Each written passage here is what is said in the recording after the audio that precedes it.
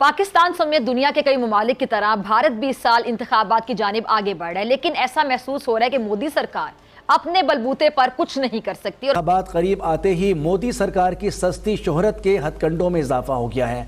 साबिक भारतीय high commissioner ने पाक फजाइया के ऑपरेशन स्विफ्ट रिटार्ट को भी भोंडे तरीके से मोदी की कामयाबी करार दे दिया। बलूचिस्तान का इशू बहुत ही मुश्किल हालात पे चला गया है और सिचुएशन बहुत ही ज़्यादा ख़राब है। बलोच औरतों ने अपना कैंप जारी और सारी रखा है। और स्टेट्स कुछ इंस्टीट्यूशन से नहीं बनते। स्टेट की सबसे बड़ी जो कुव्वत है वो अवाम है, अवाम है। और वो अवाम जिसको 75 साल से दबाया गया, वो अवाम जो कुछ फौजी कर्नलों ने कुछ पॉलिसियां बनाने, कत्ल और गारत की पॉलिसी और लूटने की पॉलिसी, उस लूटने की पॉलिसी के खिलाफ बलोच ये जद्दोजहद ला रहा है। और पूरे पाकिस्तान की मजलूम अवाम से हम ये मुतालबा करते हैं, ये अपील करते हैं कि अब आपको भी खड़ा होना है।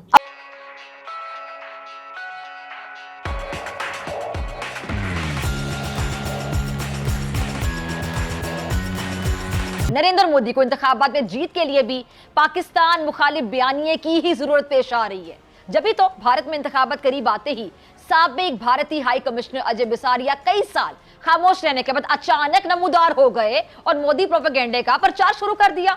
वो ऑपरेशन स्विफ्ट रिटार्ट जो पाक फजाइया की कामयाबी है, जिसकी घन गरज से आज भी भारतीय फजाइया की नींदें उड़ी हुई हैं। वो ऑपरेशन स्विफ्ट रिटार्ट जिसमें पाक फजाइया के शाहीनों ने दुनिया को एक बार फिर बताया कि हम अपनी सालमियत पर आंच नहीं आने देंगे। उस ऑपरेशन को अजय बिसारिया मोदी की कामयाबी करार दे रहे हैं। और अजय बिसारिया का कहना है कि अभिनंदन की गिरफ्तारी के बाद मोदी सरकार ने 9 मिसाइल दागने का फैसला कर लिया था।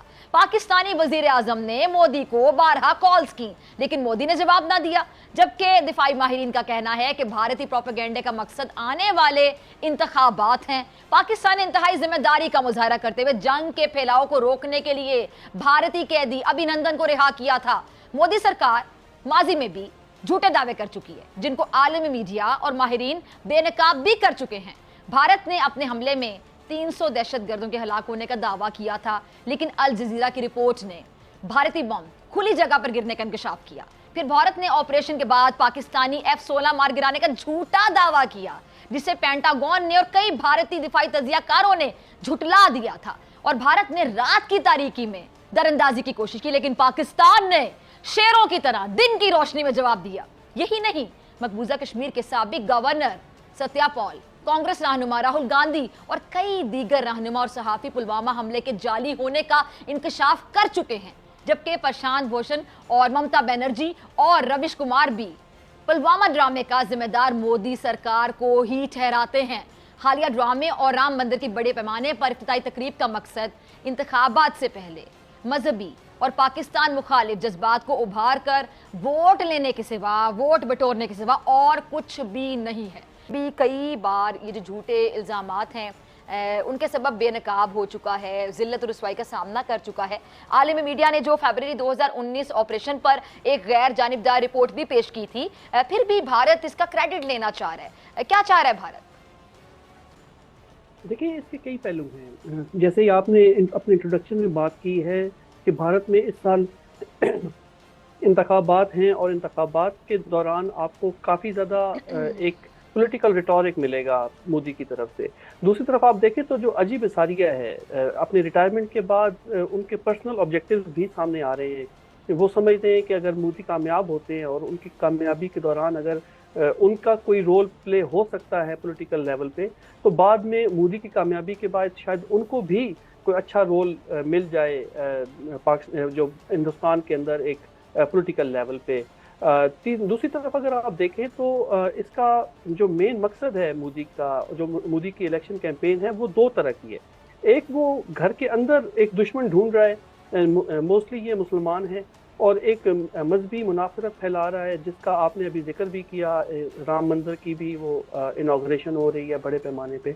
दूसरी तरफ वो बाहर में भी एक दुश्मन तलाश कर रहा है और अपने आप को एक बहुत बड़ा अजीम और बहादुर लीडर पेश करने की कोशिश कर रहा है।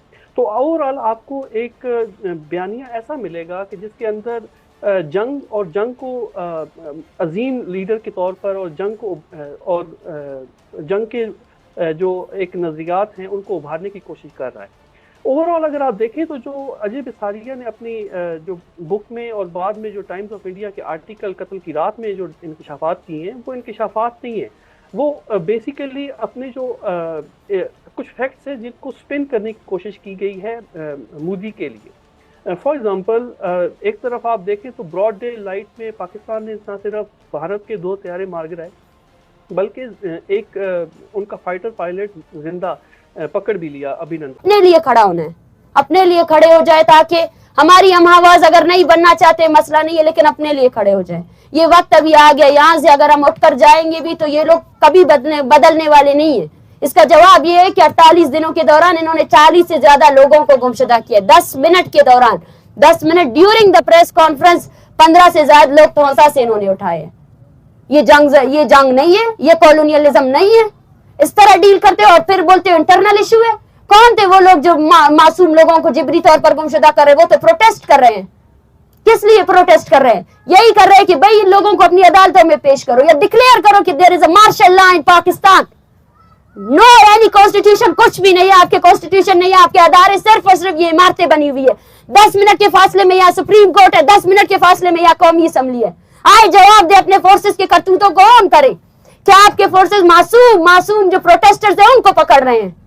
پھر ہمیں کہا جاتا ہے کہ کیوں سپریم کورٹ نہیں جاتے ہو. سپریم کورٹ سب سے پہلے اس تحریک سے جڑے ہوئے ہر شخص کو تحفظ دے. یہ تحریک جو یہاں کھڑی ہے چاروں طرف سے ہمیں معاشرے میں رکھا گیا ہے. ہر عورت کو ہراساں کیا جا رہا ہے. یہاں فیملیز ایسی ہیں جن کے گھروں میں چھاپے مارے گئے ہیں. یہ چیز کبھی میڈیا میں نہیں آئے گی. اس چیز کو کون بات کرے گا؟ اس پر صرف اقتدار کی بات ہوتی ہے. پاکستان میں صرف اقتدار کی بات ہوتی ہے، صرف وسائل کی لوٹنے کی بات ہوتی ہے. جینوئن ایشوز پر آج تک کسی نے کوئی بات ہی نہیں کی. 48 دن کے دوران 40 سے زائد لوگوں کو گمشدہ کیا گیا ہے. 40 سے زائد لوگوں کو گمشدہ کیا گیا ہے. ان کا کام نہیں ہے کہ وہ قانون کو نافذ کرے. آج صرف 63 سے 38 سے زیادہ افراد جبری طور پر گمشدہ کیے گئے. ان کو مارا جا رہا ہے، پکڑا جا رہا ہے. اس پر ضروری ہے کہ ہم وہاں جائیں؟ یہ کیا بات ہو گئی کہ آپ ہمارے پاس آئیں؟ ہم آئے تو ہیں، یہاں بیٹھے تو ہیں 48 دنوں سے. اور کہاں آئے ہم؟ آپ کے لوگ ہمیں یہاں سے موو کرنے نہیں دے رہے. آپ کے لوگوں نے چاروں طرف سے کیمرے لگائے. سب لوگ اسلام آباد کی کڑکڑتی سردی میں وہ عورتیں اور بچے وہاں پہ بیٹھے ہوئے ہیں اور آج مہینے سے اوپر ہو گیا ہے. کوئی ان کا پرسان حال نہیں. پولیس ان کے ساتھ بدسلوکی کرتی ہے اور ان کو مار کٹائی کرتی ہے. ان کے ساتھ جو سلوک ہو رہا ہے یہ آپ دیکھ رہے ہیں. ان کو لاتے ہیں، گھوسے مارے جا رہے ہیں. آدمیوں کی طرف سے، مطلب میل پولیس کی طرف سے ان عورتوں پہ یہ اتیاچار ہو رہا ہے. ان کو گاڑیوں میں بند کر کے پولیس اسٹیشن لے جایا جا رہا ہے. اور اس سے بلوچ قوم میں جو آلریڈی نفرت موجود تھی پاکستان کی پنجابی آرمی کے خلاف، وہ اتنی بڑھ گئی ہے کہ بلوچ کسی صورت بھی اب پاکستان سے بات تک کرنے کو تیار نہیں ہے.